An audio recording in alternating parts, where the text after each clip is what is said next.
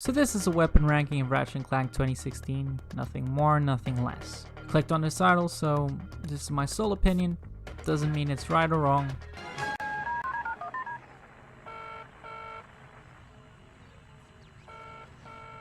But regardless, I want all of you to give me down your top picks in the comments below, why you enjoy them and why you use these weapons. If you're anything like me, you use the weapons until they reach level 5 and then you forget they exist. I mean, you do this unless you play on the hardest difficulty and enemies become bullet sponges. Still, we can't forget that they are the best part of the Ratchet and Clank series, even if most of these weapons in this game are reskins from Tools of Destruction. These are weapons that we love to death and hate to, well, death, so we gotta rank them. I'll be ranking these weapons by my personal experience with them, how much fun they are to use, and how powerful and useful they are. I'm not including the bouncer, as most people did not have the chance to experience this weapon firsthand, as it was pre-ordered DLC. What a load of bullshit. But every other weapon is fair game, and with that said, let's get into it. At number 5, simply put, we have the Glove of Doom, or Apocalypse Glove, the return of the classic RNC weapons the fans grew up with. This glove disperses 4 little cute death robots that tear your enemies to shreds, and contrary to the first game, this time they actually find the enemies and, well, do a fair bit of damage.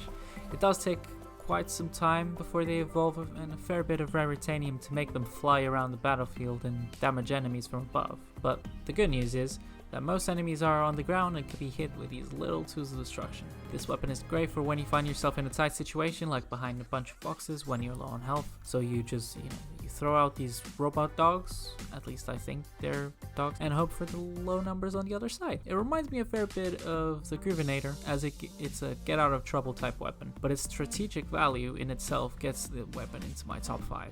Next on the list, the comeback of the obligatory Ratchet and Clank weapon that shoots enemies and turns them into anthropomorphic animals. Yes, I did do that title, and yes, this happens in every Ratchet and Clank game, but the Sheepinator. You cannot seriously pick up this weapon and not have fun with it.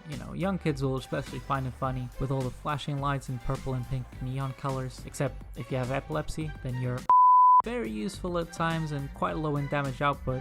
Once upgraded to the Godinator, this weapon actually becomes really useful, turning your enemies into allies that ram into other enemies while you watch from afar. Kinda cool actually, though dangerous because you get distracted about other enemies and end up dying because you can't see half of the screen. Wait, wasn't this a top 5 weapons list? Well, anyways, next!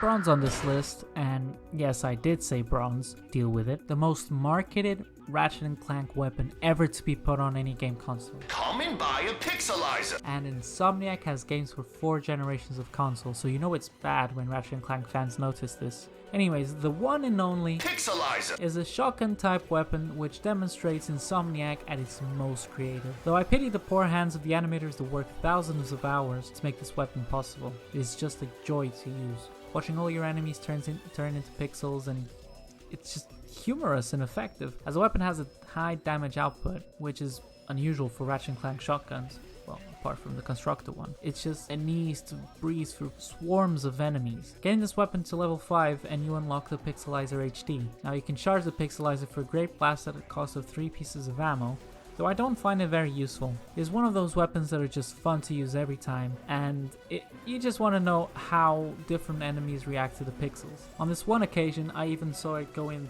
2D when you just go under the ship, and that was amazing really. Second but not least, or at least I think that's how the saying goes, the rip ya a new one. Rip ya a new one. This long stapled Rhino weapon keeps coming back, and I keep putting it in my top 5 best weapons in Ratchet and Clank games. Sometimes they keep coming back too often, to the point where the weapon looks near identical to the Rhino 4 in Tools of Destruction. In the top 5 weapons in Tools of Destruction, I also included this weapon in my top 5. Link down below. Even then, it was a joy to use. It was a joy to use then. It's a joy to use now. It's a joyful weapon to use. I use joy way too much. Anyways, the way it destroys everything in its path, the way you can basically one-shot enemies using a couple of its rockets and missiles, the spread of carnage is what keeps me coming back for more and more. It is almost a cheat code, as it feels like you can one-shot every single boss in the game. I just think that it's a shame that they didn't include any classical music while you fire this weapon, like they did in the future games. However, it's not really my favorite weapon in the remake, and you'll shortly see why. I myself thought that the Rhino would have been my favorite weapon to use in this game, generally. but I can't make myself do it. I really can't. I probably should, as it's everyone's favorite really. Instead, I chose the weapon I had the most fun with, and think it's the most effective at clearing out enemies. That being the proton drum. Hey. Now wait a minute. Have you not tried this gun? This gun single-handedly saved me throughout the game. It is easy to level up, the damage is far-reaching, and it is yet another get-out-of-trouble weapon, which are usually my favorites if these lists are anything to go by. The neon purple lights and the gun design are unique, memorable, and fun to use, and it baffles me how this is one of 2 unique weapons designed for the game, especially since the Pixelizer had all the marketing. While it can only really damage foes on the ground, the way it shoots out a ball that pulsates damage across the battlefield and captures several enemies in this way, honestly, it gives me original Bouncer flashbacks, and that's the holy grail of Ratchet weapons. To be fair, it's most people's favorite weapon, so I guess some people can understand my love for the proton drum, even if they wouldn't consider it the favorite by any stretch of the imagination. But at least that's my pick for this game in particular. What about you guys? What do you guys think about the weapons in the 26 remake in general? Which ones did I miss? Were you disappointed by them? Or did they give you any good memories? Did you leave the stove on? Comment below and let me know. I love to take a look at every comment and watch you all disagree fiercely with my opinion. And, you know, no matter what, love you guys, and I hope you have a great day. Peace.